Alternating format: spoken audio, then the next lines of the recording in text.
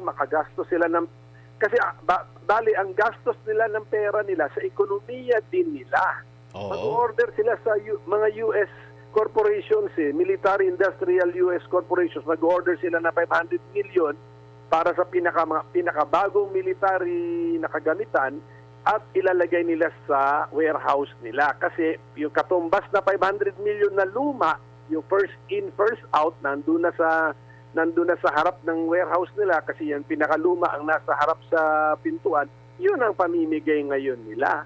So, ano ngayon yan? What is that? What is that to us? Di ba? Sayang kasi kung unprecedented support to Philippine agriculture, ibang usapan yan. Ibang usapan yan. Oo nga eh.